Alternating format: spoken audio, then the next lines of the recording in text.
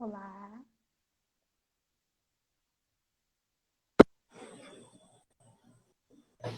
Olá. Dá para me ouvir bem? Dá. Tá. Então tá bom. Boa noite. Boa noite. Dá para me enxergar bem também? A iluminação tá boa? Sim, tudo certo. Tô aqui escutando um pouquinho baixinho, não sei se é o meu celular. Deixa eu só dar uma conferida aqui um pouquinho.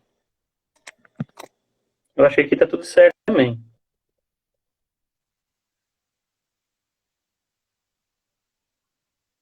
Então, boa noite, pessoal que está entrando aí. Nós estamos aqui ao vivo no canal do IFSC, né, no Instagram. E obrigada por estarem conosco, né, neste momento. E a gente já vai começar a nossa conversa, então, sobre ciências em tempos de pandemia. Eu sou a Poliana Teles e eu sou estudante da segunda fase do curso de licenciatura em Física aqui do IFSC, Jaraguá do Sul, Campus Centro. E eu também faço parte do projeto IFSC na comunidade, né, que é um projeto que está realizando uma série de entrevistas ao vivo com diversos convidados, a edição desse ano da Semana Nacional de Ciência e Tecnologia, aqui de Jaraguá do Sul. Então, antes da gente começar, temos alguns avisos. Meu volume está baixo?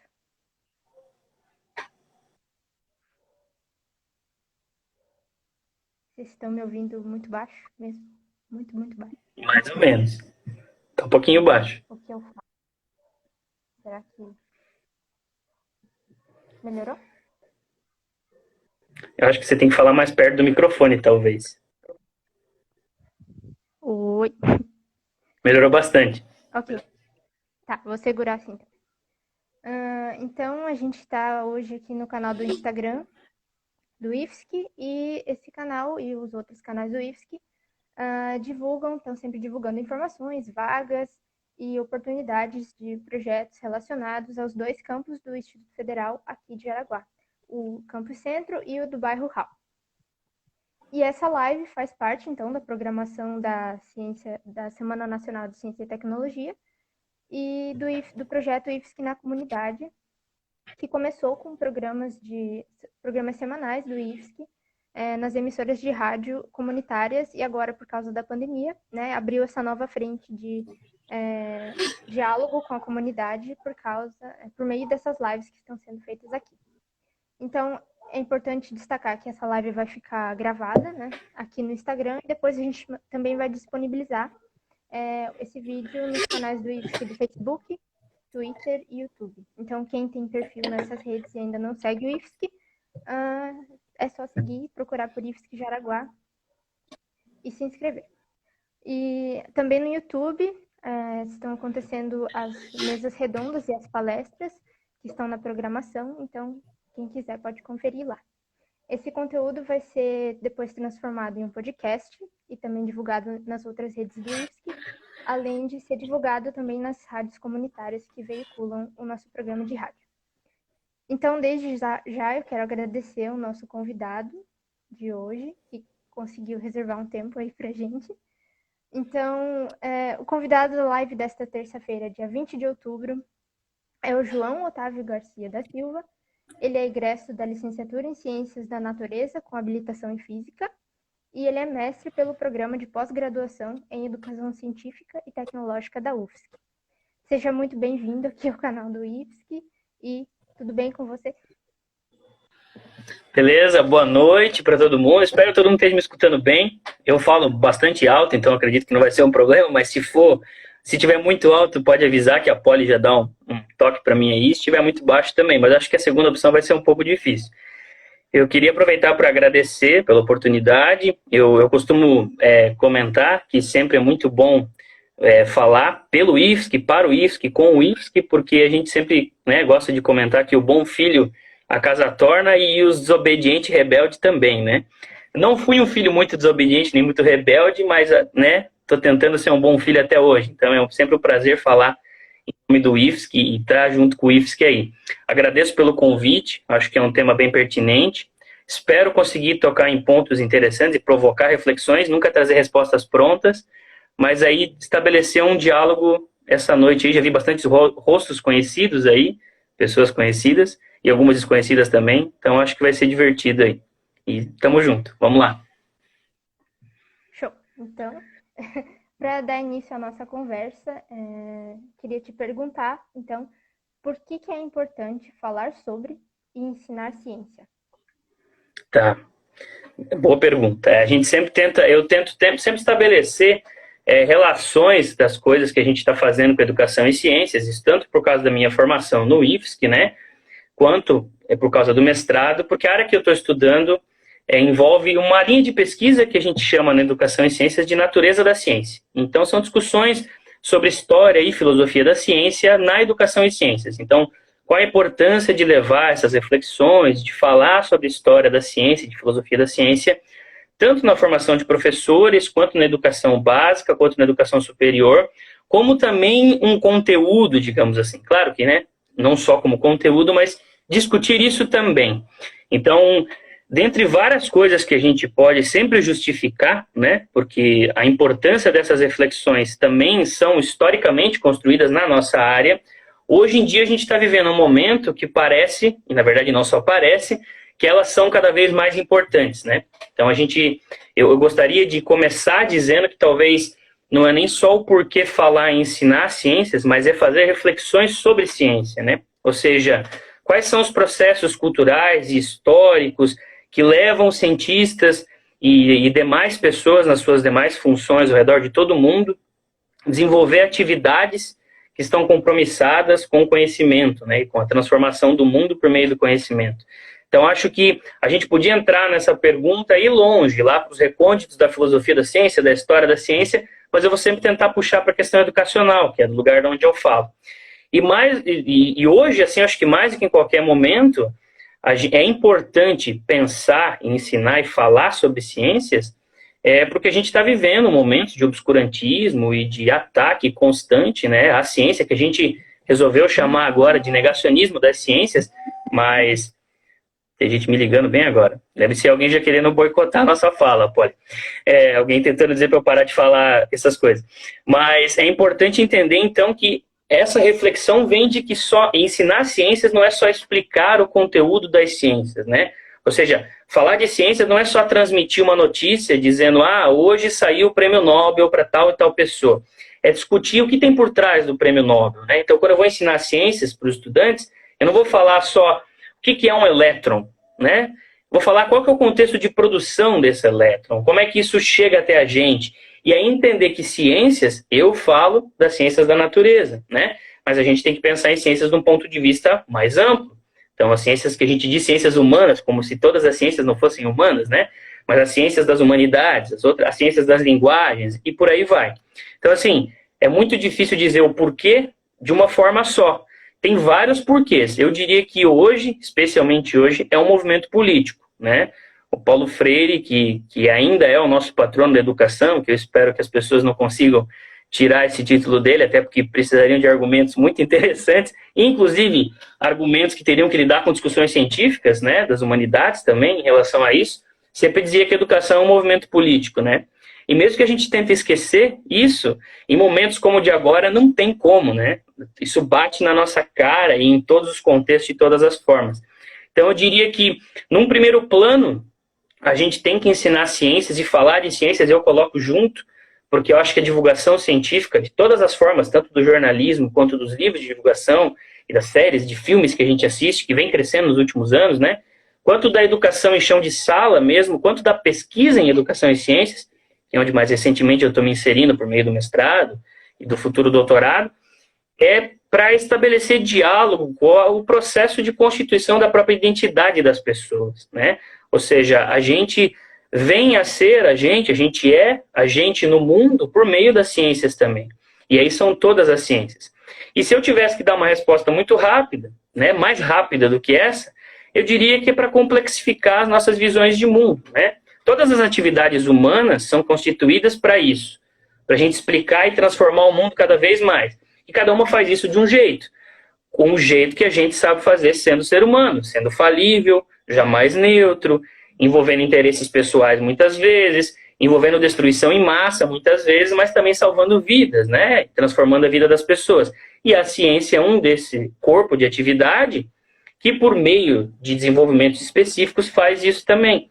Então, eu acho que é importante falar, ensinar sobre ciências para se apropriar das ciências como uma atividade para transformar o mundo da forma mais ética possível, digamos assim. Então, acho que vai por aí o que a gente vai falar hoje também. Não sei se eu te respondi, mas acho que é por aí. A pergunta é nesse sentido, né? Perfeito. Então, você mencionou ali, né, a questão do negacionismo, e o negacionismo é um fenômeno que tem ganhado muito destaque, né, nas discussões. Então, queria saber o que você tem para nos falar sobre esse fenômeno do negacionismo da ciência e quais as consequências. Ótimo. Eu acho que essa é a parte, digamos assim, talvez mais espinhosa do que a gente vai conversar hoje. Não que não seja objetivo ser espinhoso também. Eu acho que quem já escutou eu falando algumas outras coisas que eu ando falando por aí, principalmente nesse contexto, eu acho que o nosso papel como professor é sempre inspirar e gerar contradição, né? Ou seja, é desequilibrar um pouco as nossas certezas. Não para a gente ficar sem certeza nenhuma e ficar perdido no mundo, mas para a gente questionar aquilo que sempre é certeza. E nas ciências, principalmente nas ciências da natureza, isso não é diferente, né? Então, quando a gente fala em negacionismo da ciência, isso hoje em dia caiu na boca do povo e está muito recente, como se fosse um fenômeno que começou aí com a pandemia de Covid-19. Não que esse fenômeno não esteja sempre sendo transformado e reinventado, mas o se posicionar contra os processos e resultados da ciência, por não entender, por entender e querer negar, por interesses pessoais, por interesses políticos e por aí vai, é um fenômeno que não é novo, né? Eu diria que talvez ele remonta até onde começa, digamos, se é que a gente pode dizer, onde começa a atividade científica como a gente conhece. Então, o que eu vou falar aqui agora talvez é tentar trazer um pouco para o nosso contexto, porque o nosso contexto é potencializado, e aí, inevitavelmente, eu vou falar também de questões políticas, não de partidos políticos, né, mas de questões políticas, de diferentes tipos de fanatismo, que normalmente a gente fala de fanatismo, só fala de fanatismo religioso, né?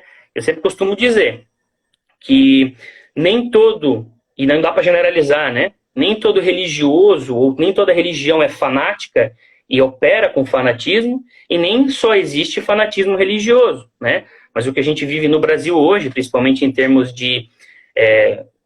dos fanatismos que a gente tem, muitos deles remontam também a questões que envolvem questões religiosas também, de como as pessoas se entendem no mundo, e inevitável que eu vá falar também, nessa resposta, sobre a nossa bancada evangélica, né? A gente tem um Estado laico e tem uma bancada que se diz proclamada evangélica, com pastores que se dizem pastores deputados, e por aí vai. Eu não vou tentar entrar tanto nisso, para não reforçar uma ideia de que parece que é culpa de quem tem alguma religião. Mas, inegavelmente, quando falar de fanatismo, a gente vai falar de ataques que têm vieses que envolvem também questões religiosas. Mas, para não parecer que a gente está partindo só disso, quando eu digo que o fenômeno é antigo, se a gente pegar um livro que ficou muito famoso, inclusive aqui no Brasil, recentemente, até antes da pandemia, do nosso saudoso Carl Sagan, né, que hoje em dia é representado e muito bem representado e muito também discutido para além com o Neil deGrasse Tyson, que faz divulgação científica também sobre o cosmos e tal. O Carl Sagan, no livro Mundo Assombrado pelos Demônios, que, se eu não me engano, aqui no Brasil foi traduzido nos anos 90 e 93, se não me falha a memória, já discutia esse espírito negacionista, digamos assim, essa tendência de tentar negar as ciências.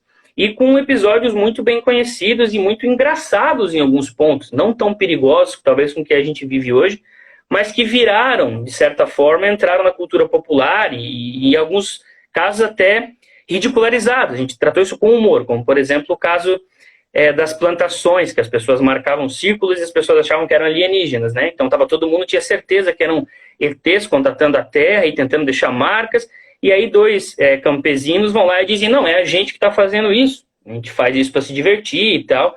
E aí você vê que o que se espera é que então as pessoas digam, tá aí, né? Tá mostrando que não é isso, vamos parar de acreditar. E o fenômeno se inverte. O Carl Sagan mostra isso, que depois que essas pessoas vêm a público, é que reforça-se a ideia de que existem ETs tentando entrar em contato com a gente. né? E aí falando, não, essas pessoas estão mancomunadas com a NASA para esconder a verdade da gente, e tudo que eles estão falando é tentando botar esses fantoches para esconder que, na verdade, estamos sendo invadidos por alienígenas, e esse movimento cresce, e é um exemplo de negacionismo, então, da atividade científica ou de outras atividades compromissadas com as ciências da natureza. E é muito parecido com o que a gente vive hoje, né? Então, eu costumo dizer que, tanto na Terra plana, quanto no movimento anti-vacina, da ideia da vacina causar autismo, que é uma das coisas que já foi refutada há muito tempo, com uma trocentas evidências e discussões dos resultados e dos processos, e a gente continua relativizando esses processos, né, dizendo que não é bem assim, que tem que ver.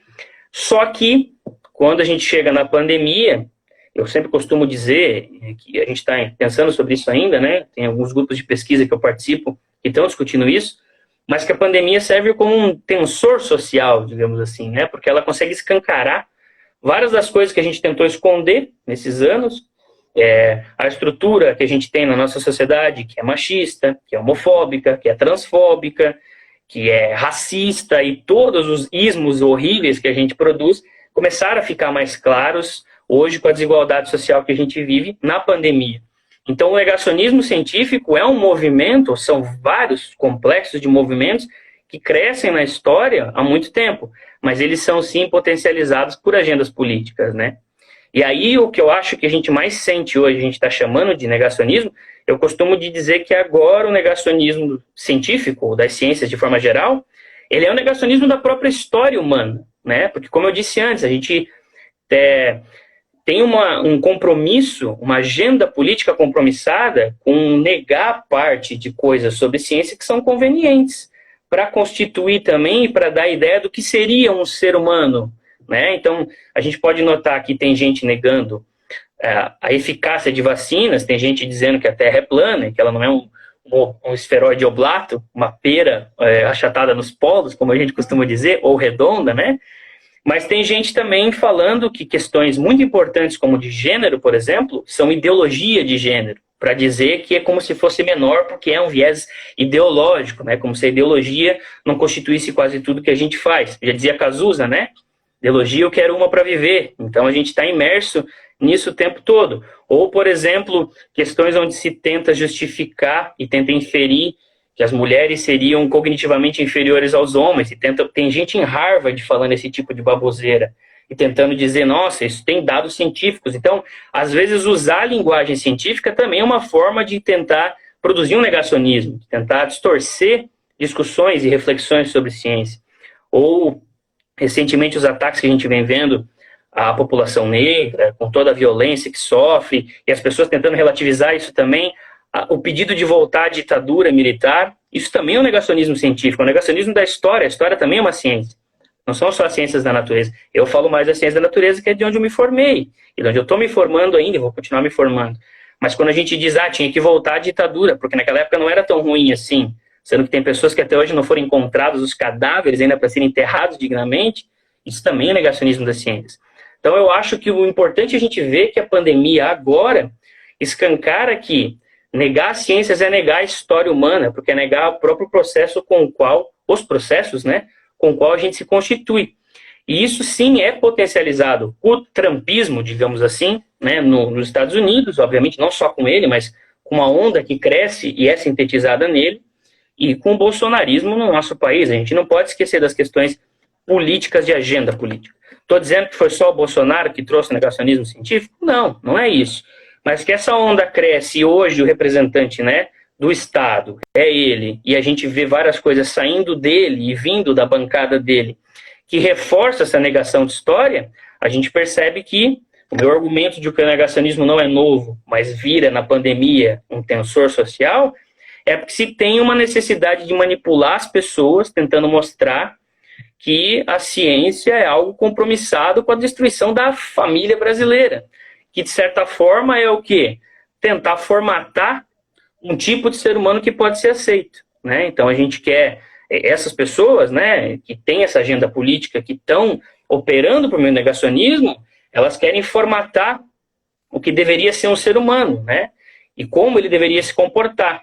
E aí a gente vê que esse ser humano normalmente não cabem as pessoas trans, os homossexuais, as pessoas negras, as mulheres, É sempre uma bancada de homens brancos, e é até estranho eu falar isso, né? Porque eu sempre comento que eu sou, infelizmente, ou felizmente, a personificação dessas discussões, né? Eu sou um homem, cisgênero, branco e heterossexual, mas isso não significa que eu preciso ser opressor, ou seja, como é que a gente reconhece os nossos valores e reconhece, inclusive, os nossos privilégios para entender que negar a ciência não é dúvida, né? Que isso faz parte de um processo e de um projeto. Com certeza tem pessoas que acham que a Terra é plana, que talvez não tiveram uma educação de qualidade, que não tiveram acesso a materiais ou a oportunidades de vida que puderam fazer com que elas complexificassem as suas visões e dissessem, ó, acho que a Terra não é plana. As pessoas que dizem, eu não vou vacinar meus filhos, porque isso aí dá um monte de problema. Com certeza, boa parte dessa população, as vítimas, digamos assim, do negacionismo, que inclui a gente, elas não tiveram acesso a essas discussões.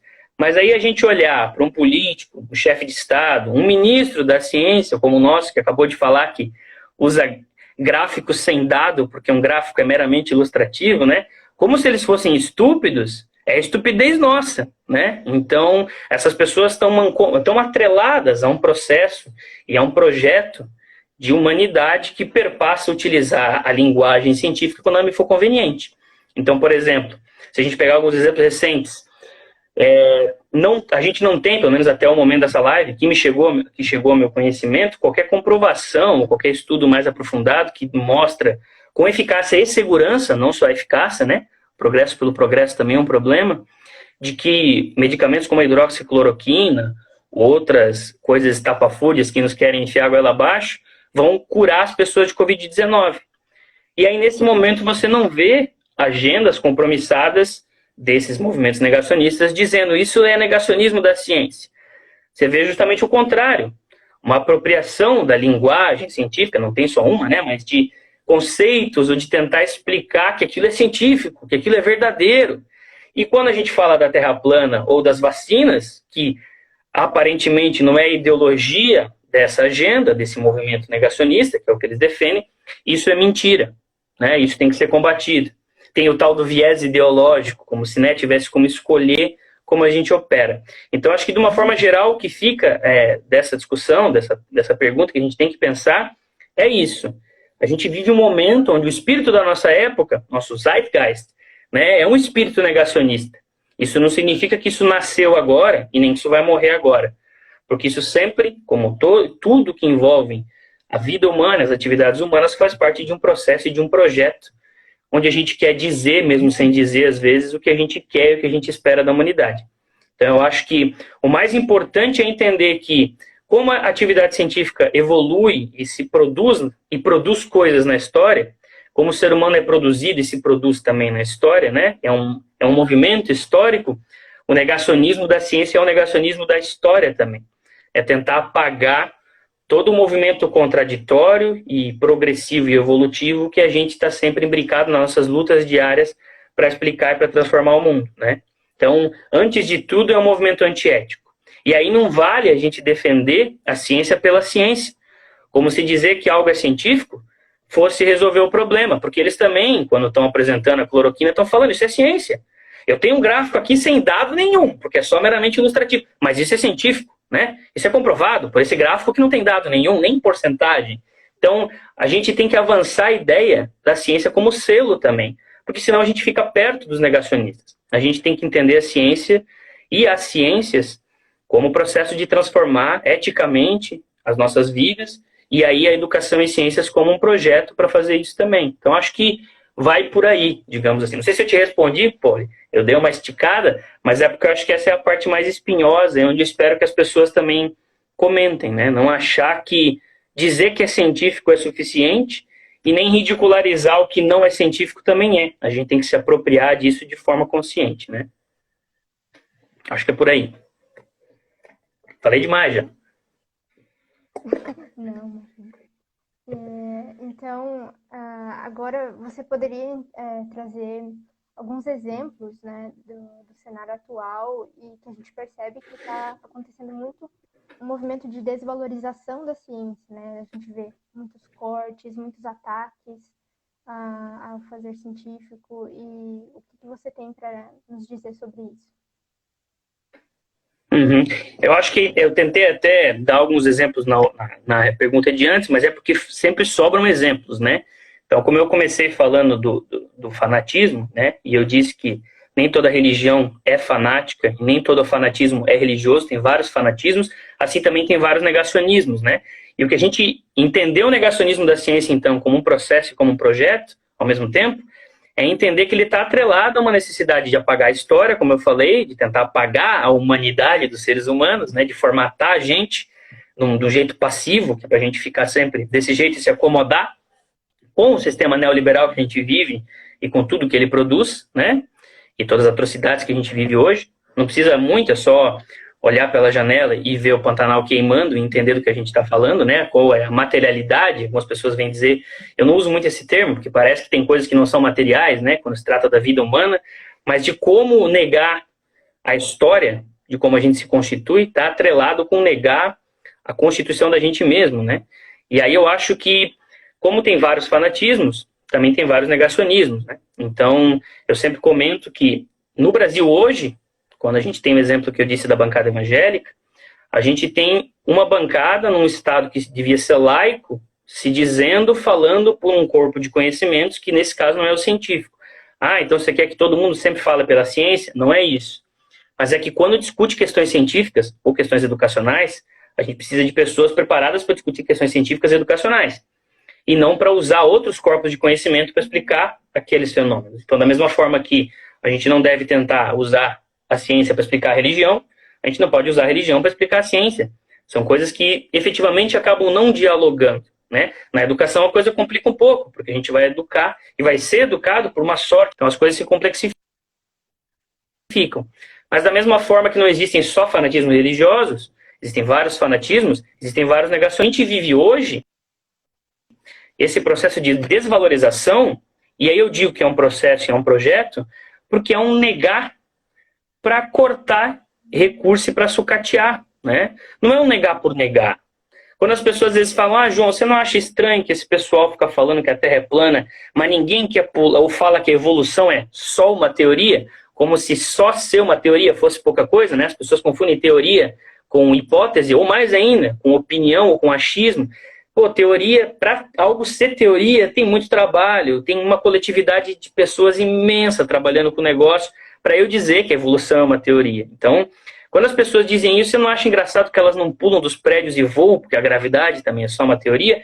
Eu já achei isso engraçado. E hoje em dia eu não acho isso mais engraçado, porque isso tem a ver com um projeto maior, que é da gente tentar apagar, como eu digo, para poder sucatear. Então, se a gente consegue produzir, quando eu digo a gente, não sou eu, não é a Poli, não é ninguém que está nessa live provavelmente hoje, mas se eu pegar o exemplo do nosso atual governo, ou de outras atividades que também que estão envolvidas com produção de valores e de conhecimento na sociedade, e eu dizer que ela está aparelhada e que ela está sempre preocupada com criar um ethos, ou criar um sentimento nas pessoas de negar a ciência e ter medo da ciência, é o que a gente fazia na Idade Média, né? Então aí tem dois pontos principais, para reforçar o meu argumento de que, apesar de nem todo negacionismo ser religioso, ou todo fanatismo ser religioso, o que a gente vive hoje tem a ver com essa bancada evangélica, com essa necessidade de formatar o ser humano de um jeito que agrade boa parte do poder, e não da elite brasileira, né? E não de todos. E também de a gente nega, ou as pessoas que constroem essas agendas negam para poder sucatear, é simples a gente ver isso. Quando a gente pega e tenta diminuir algum tipo de corpo de conhecimento, ou mostrar por que ele não serve, ou por que ele está enganando a gente, é para causar um sentimento de afastamento, de fobia, de medo do desconhecido, de era das trevas, como a gente viveu na Idade Média e de outras idades, né? E aí, com isso, se não é importante, eu não preciso financiar. Se eu sou o Estado, então agora eu sou o presidente. Deus me livre, né? Pelo amor. Ser o presidente nesse momento seria a coisa mais horrível do mundo. Mas se eu fosse o presidente hoje, né? Que ainda bem que não sou, e eu dissesse, né? As pessoas não acreditam mais na ciência. Com essa agenda neoliberal que a gente tem hoje, e como está hoje, isso é uma vantagem para esse tipo de entendimento. Porque daí, se as pessoas não valorizam, se as pessoas não sentem necessidade, se as pessoas não veem importância, eu não preciso dar dinheiro para aquilo, eu não preciso investir, eu não preciso criar condições humanas de trabalho para pesquisadores e para professores. Eu posso sucatear, porque não serve mais. E aí a gente usa esse dinheiro para outra coisa, que pode ser qualquer outra atividade, ou que pode ser para os nossos bolsos, né? Então, eu quero explorar mais o Pantanal, eu quero que o agronegócio cresça, e quero acabar com tudo que é mata virgem, né? Que a gente usa esse termo também, é muito horrível falar mata virgem, mas mata que não foi adentrada ainda. E aí o que eu digo? Eu digo que tem um boi bombeiro, né? Que apaga o fogo. Que daí eu posso botar boi à torta direita no Pantanal ou em qualquer outro lugar, né? No mar, eu não entendo muito de agrologia, agroecologia, então me perdoem os agrônomos aí de plantão, mas vocês estão entendendo o que eu estou querendo dizer, né? Quando eu digo que não tem problema, eu vou avançando o progresso pelo progresso, vou consumindo os bens naturais, vou dizendo que aquecimento global é coisa de gente de esquerda que fica inventando essas histórias, e vou acabando com o mundo nesse processo e me sentindo bem por isso, fazendo as pessoas se sentirem bem.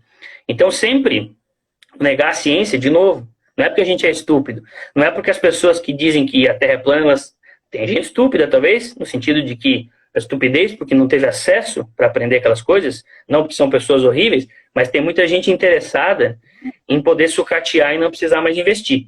Esse é um ponto.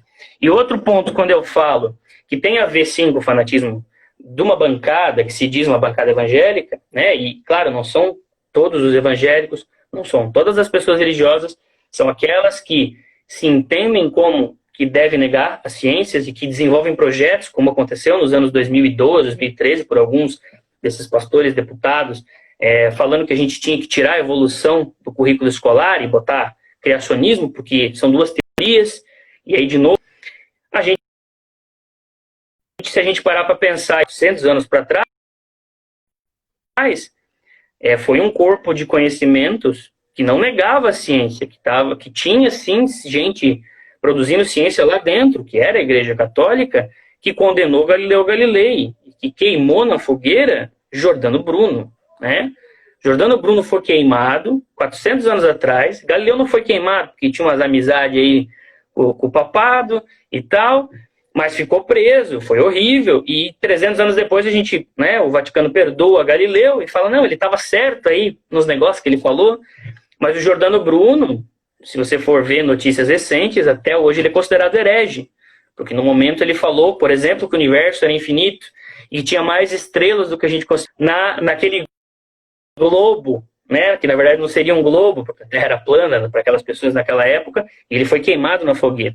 Hoje a gente não está queimando pessoas na fogueira, mas a gente está fazendo coisas muito parecidas com isso, né? Quando as pessoas nos Estados Unidos, por exemplo, são os anti-mask, não querem usar máscara, e aí tem gente capachorra de dizer que não vai usar máscara porque vai ficar sem ar, e fazendo analogia com I Can't Breathe, lá do George Floyd, que foi brutalmente assassinado por um policial. Como é que a gente não olha um negócio desse e fala? Isso tem a ver, sim, com a desvalorização de um movimento que é sério, que está sofrendo há anos, né? Quando a gente tenta boicotar discussões feministas, por exemplo, quando a gente tenta boicotar discussões que envolvam cuidar um pouco com o desmatamento, ou tentar parar com o desmatamento, como é que a gente entende que isso não é um negacionismo científico, né? Então, os exemplos de desvalorização atual, de novo, se a gente for olhar academicamente, a gente vai cair na Terra plana, no movimento anti-vacina, e dentro da academia a gente vai dizer, não, isso aí é um monte de baboseira, porque a gente sabe que isso aí não é verdade. Só que na vida, lá fora, na selva, digamos assim, as pessoas estão morrendo por causa disso. As pessoas são privadas dos seus direitos mais básicos, né, de viver por causa disso. Então, negar nunca é negar por negar. Desvalorizar nunca é desvalorizar para desvalorizar. Eu nego para poder sucatear. Eu desvalorizo para não precisar dar valor.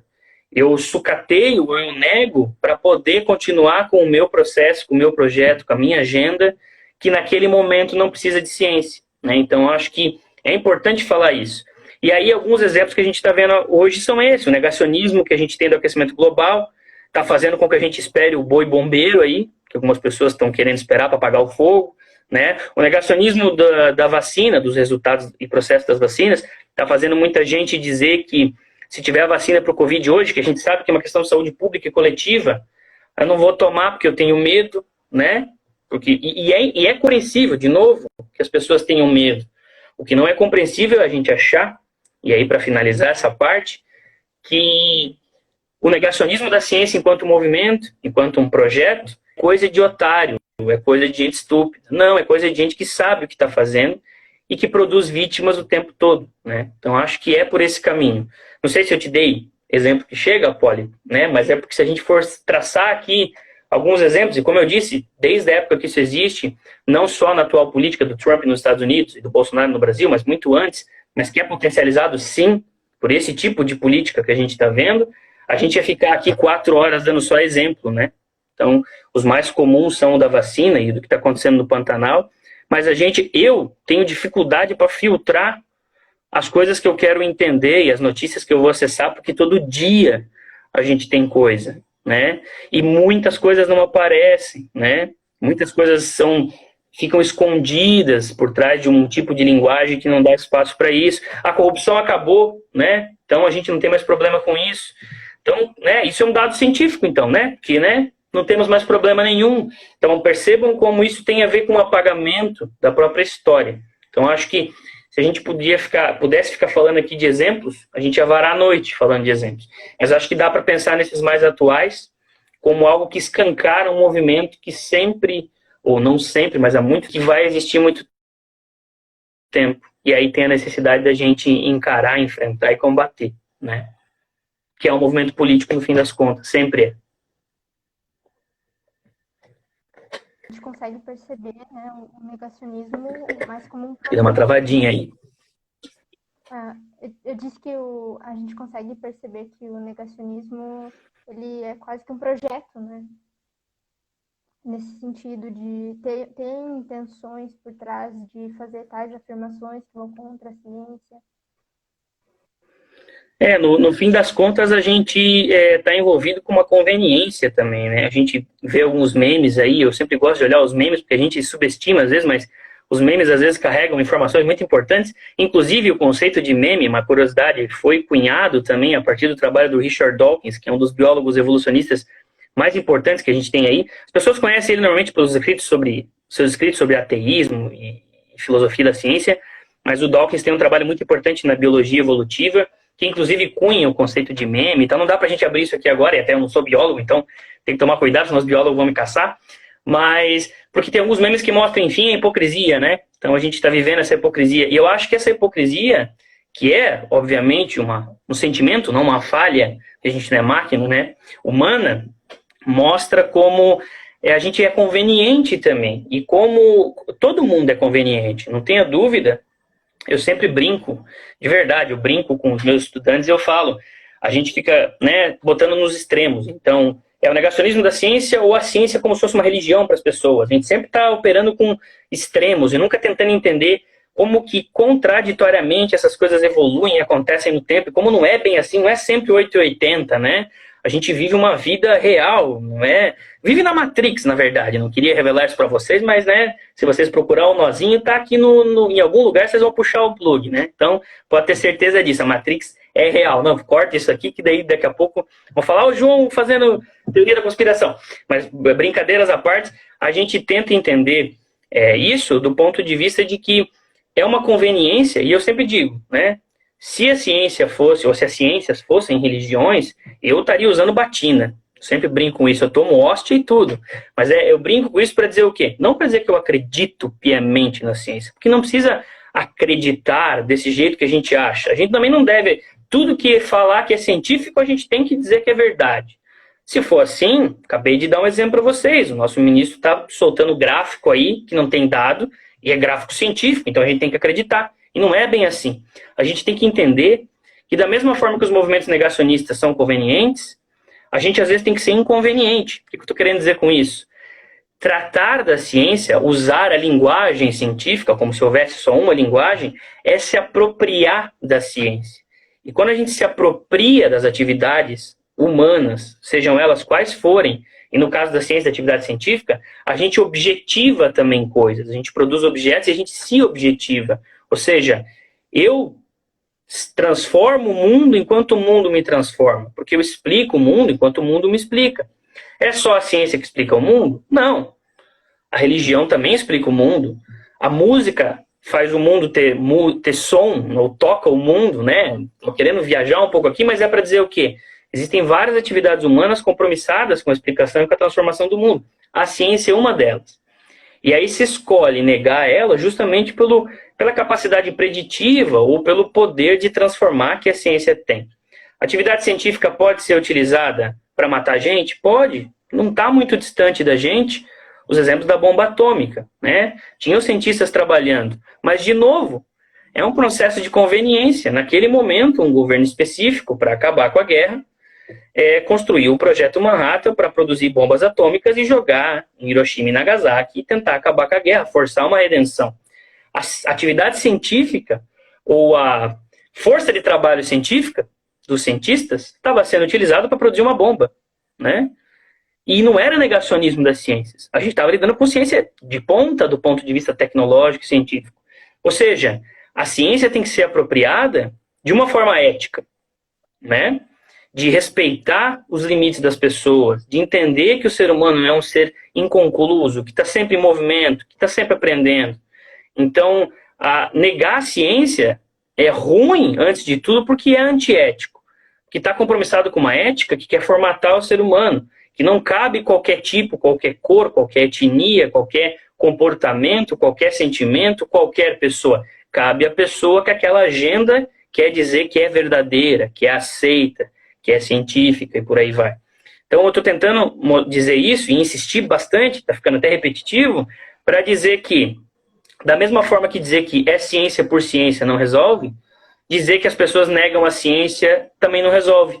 A gente tem que se apropriar da ciência, da mesma forma que se apropriam as agendas políticas atuais para negar essas ciências. A gente tem que se apropriar dela como uma atividade para transformar de maneira ética o mundo que a gente vive e ser transformado por esse mundo no processo.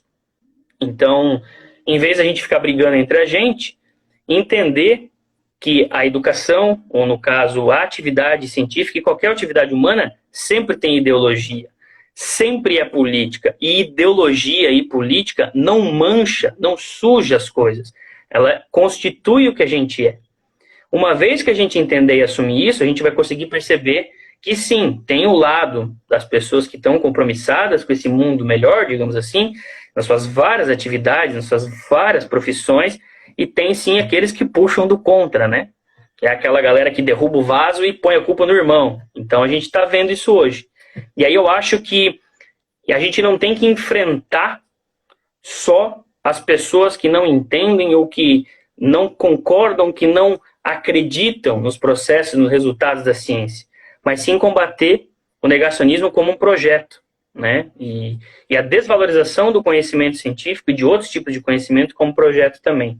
Porque a hora que for conveniente, essa mesma agenda vai estar escolhendo outro corpo de conhecimento, podia estar escolhendo o corpo de conhecimento religioso, para negar, para dizer que não vale. Tudo depende do contexto e de como ela é apropriada. Então a gente tem que se apropriar da ciência e da educação em ciências, por exemplo, como a gente se apropria e combate e enfrenta o negacionismo das ciências. Acho que é por aí. Uhum. E, então, nos encaminhando ali para as discussões Para o finais. final.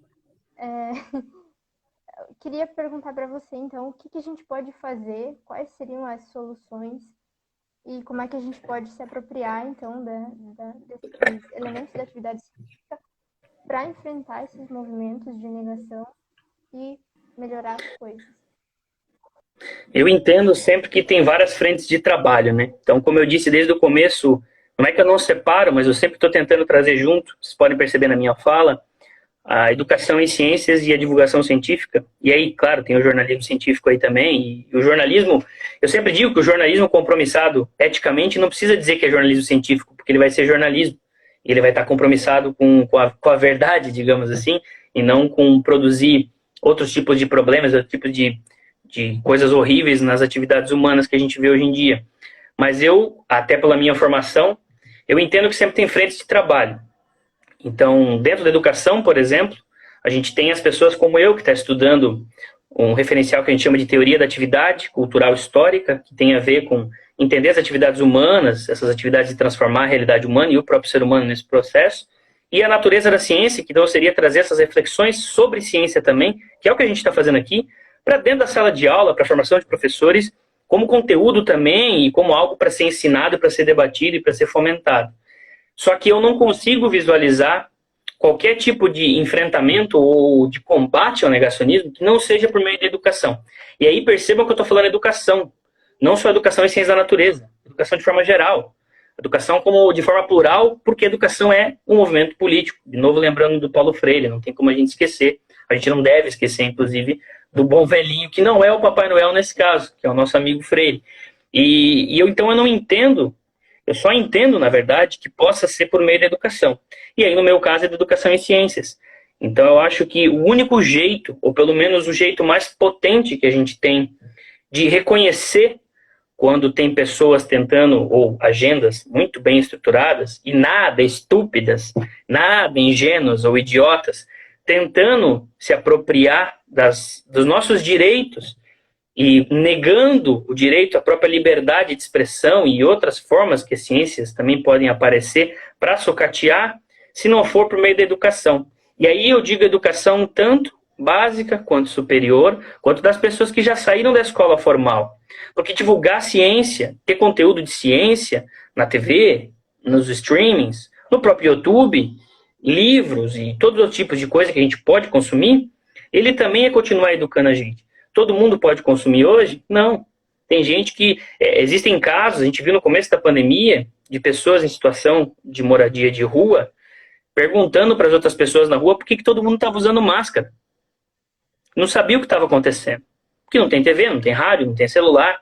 Ou seja, se a gente não achar que essa desumanização é a coisa mais brutal que a gente vive, e não entender que esse negacionismo científico também está compromissado com desumanização, sim, e tentar transformar a ciência e a própria educação em ciências em algo mais humanitário, mais inclusivo, menos excludente e menos, de certa forma, preconceituoso, né? Incluir e educar, a gente nunca vai superar. A gente só vai agravar. E junto com esse agravamento, desse crescimento, desse movimento negacionista, a gente vai acabar com o mundo e acabar com a gente, porque a gente está negando a própria história. Está negando a gente no processo, né? Esse processo de vir a ser, historicamente, se a gente deixa que seja negado os direitos mais básicos, a gente está se negando. Então, o único jeito, para mim, e aí tem a ver do espaço de onde eu falo, é por meio da educação. Divulgar a ciência, educar cientificamente, falar de ciência, sobre ciência, com ciência, como eu comecei falando que a gente está fazendo aqui no IFSC hoje, para mim, é o único jeito de se apropriar da ciência de forma ética, de forma consciente, para transformar o mundo enquanto a gente é transformado por ele. Eu acho que é isso. Não vejo outro caminho, se não for esse. De forma ética, sempre. Acho que é por aí. Muito bem. Então, encerramos por aqui, né, a live de hoje. Nosso muito obrigada ao João pela conversa e pelo tempo que ele reservou para nós. E eu acho que certamente a sua fala trouxe muitas reflexões, levantou muitos pontos importantes e deixou muito claro sobre por que a gente tem que falar sobre ciência e falar sempre. Então, muito obrigada. Eu acho que eu que agradeço. Eu agradeço muito mais uma vez o projeto, a iniciativa, estar na Semana Nacional de Ciência e Tecnologia. A gente tem uns minutinhos, então eu vou aproveitar. É uma baita de uma realização pessoal também, porque eu acompanhei de dentro, e aí dentro do IFSC muitas vezes, então agradeço o IFSC pelo desafio, que a gente sabe o quão desafiante ou desafiador é organizar um evento, principalmente nessa época de cortes que são feitas porque a gente nega e deixa que neguem a ciência, então a gente está sendo impactado por isso. Então eu agradeço, é sempre uma honra, espero ter outras oportunidades dessa, não só online, mas também presencialmente, acho que a gente tem que falar. E aí, para finalizar, eu diria que a gente tem que sempre entender esse esforço como esforço coletivo e por meio de frentes de trabalho. Eu falei hoje de uma frente, a Poli está em outra, está em formação inicial, eu estou em formação também, e a gente sempre vai estar. E quem está assistindo a gente também. Isso não é só coisa de cientista ou coisa de professor de ciências. Enquanto a gente não entender que isso é coisa da gente, as outras pessoas vão fazer coisa com a gente. Então, acho que por aí. Junto a gente consegue superar isso aí e viver num mundo melhor antes do sol explodir e acabar com a vida na Terra, que é o que vai acontecer. Só para ficar com isso, para a gente refletir e aproveitar cada dia como se fosse o último. Muito obrigado, espero ter provocado e gerado contradição e a gente se vê por aí. Então, pessoal, muito obrigada a todos que ficaram conosco até aí o final. E lembrando que esse material vai ser disponibilizado também no Twitter, no Facebook e no YouTube do IFSC, Jaraguá do Sul, e em breve também em podcast e nas rádios comunitárias aqui da nossa região. Para conferir o resto da programação da Semana Nacional de Ciência e Tecnologia, que foi organizada aqui pelos 2 campos do IFSC, em Jaraguá, basta acessar e se inscrever no canal do YouTube, youtube.com/IFSC-Jaraguá, ou apenas procura por IFSC Jaraguá, que vocês vão encontrar. E se vocês ficaram com alguma dúvida, tem alguma sugestão, ou precisam falar com o IFSC, só mandar uma mensagem nas nossas redes sociais. E é bom destacar que até dezembro o IFSC está funcionando apenas de maneira remota, ou seja, os nossos estudantes estão com atividades não presenciais e o atendimento pessoal ou telefônico nas unidades do IFSC, do centro e do bairro Rural estão suspensos. Mais uma vez, obrigada, João, e obrigada Eu que agradeço. que nos assistiram aqui hoje. Grande beijo. Tchau, tchau. A todos.